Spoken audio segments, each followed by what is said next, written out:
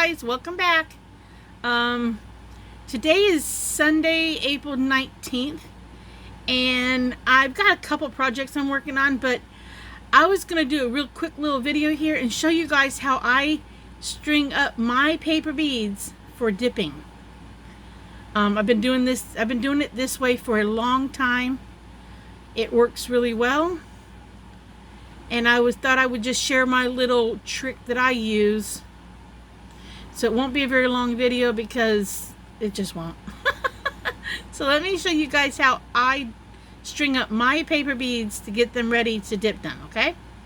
Let me flip you around. Alright, you guys.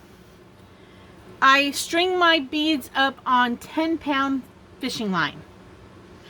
And I basically string them up to about 12 inches long. And I do that because I have started to sell my beads at events. Before this virus thing happened, and before we all got told to stay our butts in the house, I started taking strings of beads to sell them. And I actually was pleasantly surprised that they were selling. Not overwhelmingly selling, but I was surprised that I actually sold them, and that, you know, people have asked over the years if I sell my beads, and I tried it a time or two. You know, I packaged them up in little baggies and put them in a little basket and tried to sell them, but I hang them up to sell them, and people can touch them and feel them and look at them, and I think that's what helps to sell them. I was at an event, and I had some made out of Mountain Dew box. And I thought people were going to fight over the Mountain Dew packaging box beads. So, I don't know. But this is how I do it. Okay. And like I said, I use 10-pound fishing line. You buy it at Walmart. It's like $3, I think. $3 or $4.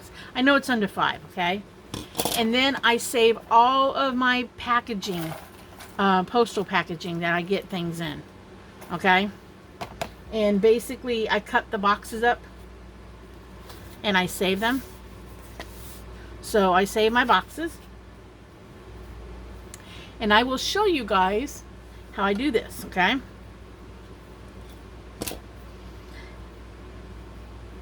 And I use this like a waist bead, but at the same time I use it when I dip. I've got a handle to hang on to, and I call it flip dipping. I dip and let them hang and dry, and then I flip them and I let them hang and dry. And I like using the 10-pound fishing line because it's so thin that it allows I use PC petrifier to harden my beads in. It allows the liquid to get into the inside of the bead and harden it, you know, coat it on the inside there. But the way I do this is I run the fishing line through the corrugated channels of the corrugated cardboard. So I always cut it to where I can see that line. So then I put the fishing line through one of the corrugated channels and push it through. And then I just string up my beads. All of these beads came off of the same paper. It's out of a book. So when I rolled it, I got different kinds of beads. I got some that were mostly purple, and then I got some that were a lot of yellow and pinks. So you got a lot of yellow and pinks. I got some that were mostly purple. But let me go back to stringing my beads. I got myself sidetracked. But yeah, just string up the beads.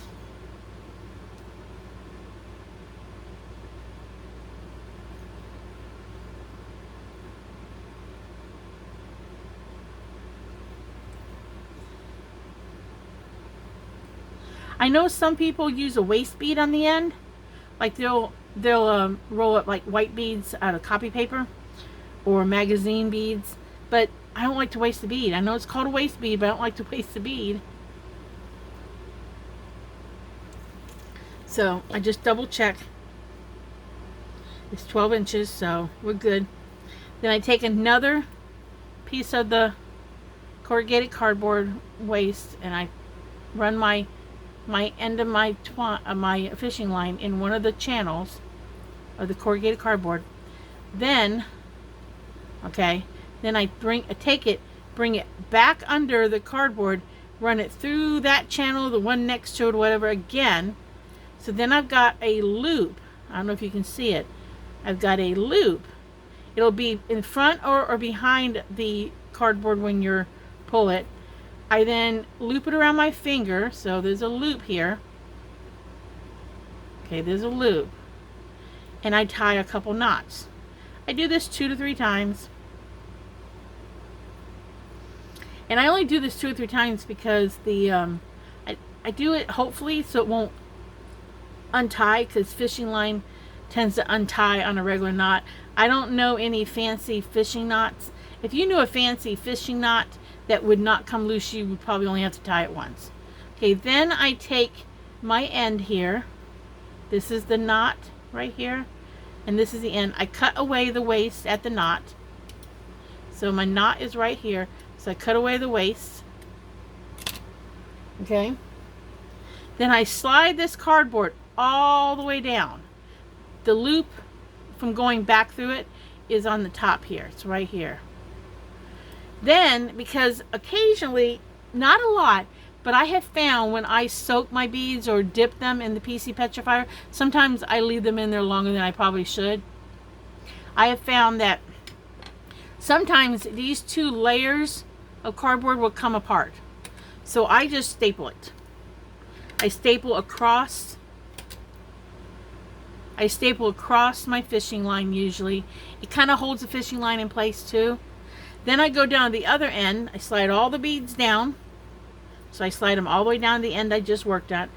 I slide this piece of cardboard that I'd already put on. You don't have to put it on first. I just do. I slide it all the way down the beads. I give myself some excess. Okay, so from my finger here to my finger here, I give myself some excess. Then I loop it around my finger, tie knots again. Now I do not tie this knot right up. There's my knot here. I don't tie it right up here, and I'll tell you why. I don't do it because, let me tie these. After I cut away the waist, okay, and I forgot to go back and loop that. I usually loop this side too. I usually go through and loop it like I did the first one. So I'm not gonna worry about it. It's okay. I don't think you have to loop it, but I just do. It helps keep this from sliding back and forth. So it happens once in a great while I do that. So I'm just gonna staple it. Let's see. See, it's still gonna move on me. I'll just have to remember that's going to move on me, okay? And that's the reason why I go back through and loop again. So let me do that again. Okay, put one on.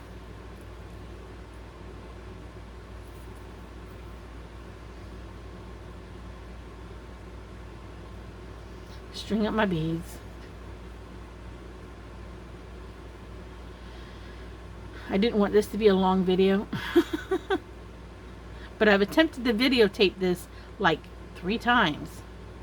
And the first time, I don't know what I did wrong. Well, the phone kept dingling. And then the phone, because I'm recording on one of my cell phones, I tried to do it again. And I kept getting a notification of a message. I guess my Facebook has been hacked. So everybody's trying to contact me about requests, and I guess it was hacked by some sort of promotional company, because they hacked me, and then when people go on it, they get that, you know, an advertisement for Publishers Clearinghouse. Okay, so they're strung on, okay? I did slide on my first piece of cardboard waste. Let me get another piece of cardboard waste. And I don't always use the white ones first, because when I do food packaging, I like to keep the white ones. I like to keep the white ones for food packaging, so I can write what the packaging is. Because people seem to like to know what the food packaging is. So again, slide it through one of the corrugated channels, pull it, go back under and Slide it through the corrugated channel again. Okay, tie your knots.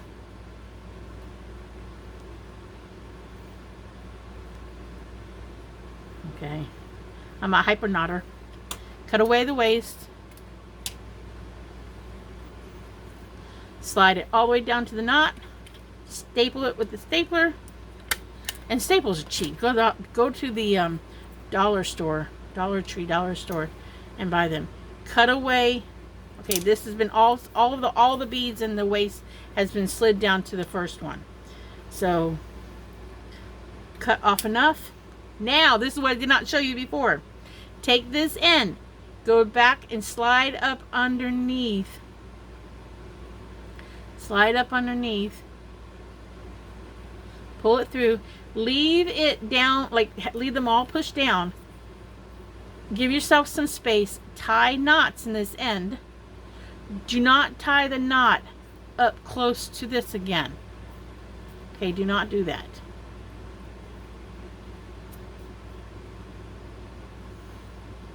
Cut away the waste.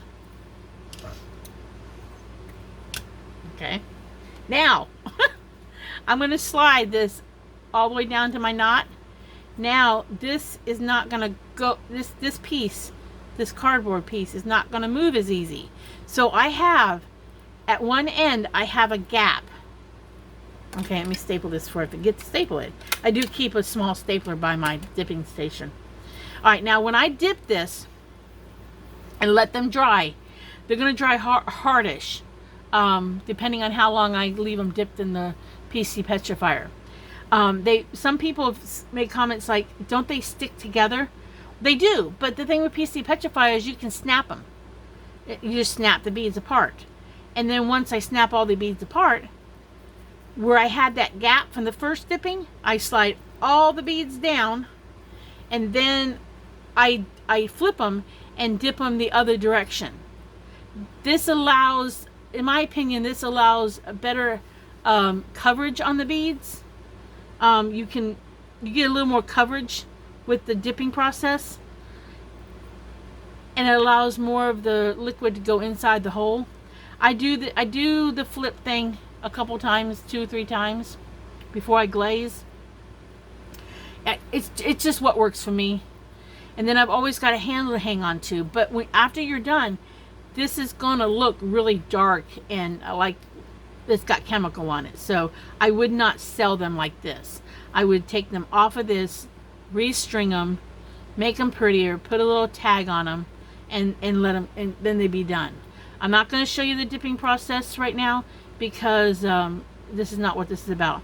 I got a little piece sticking up. Now there's 2 ways you can fix that little piece sticking up. Now you can leave it alone and not worry about it until you dip them. Okay, you can glue it, or I keep by my desk here and over by my dipping station, I keep toenail clippers, fingernail clippers, new ones, and I just clip away the excess. Because sometimes when you dip a bead, that last little end will pop up, and rather than glaze them completely with that little piece sticking up, I go ahead and this one I don't want to pull up, but I can feel it didn't glue. I can feel that it actually will come up. I don't want to glaze them with that little pointy part sticking up. So, but that's beads ready to go. I've got to string these, this last couple here, and then I've got to string these. These are 3 different sizes, and then I've got to string these. These are teeny tiny ones. I'm doing the teeny tiny ones. They're like little. They're like really, really little.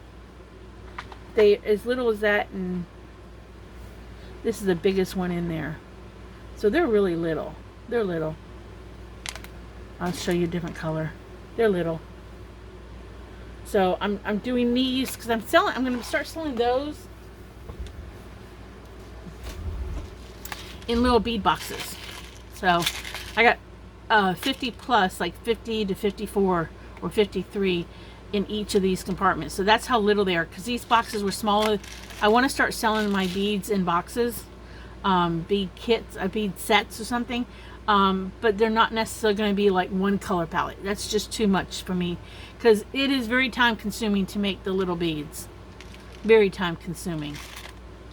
So there'll be at least 500 beads in these kits when I get them, in these sets when I get them done.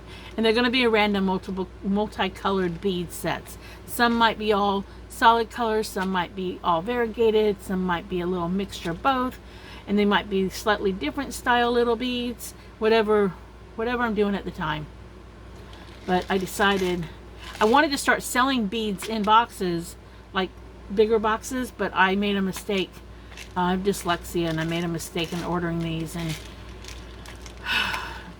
rather than the hassle trying to return them during this time, I just decided, what the heck, I just start making little beads and selling them.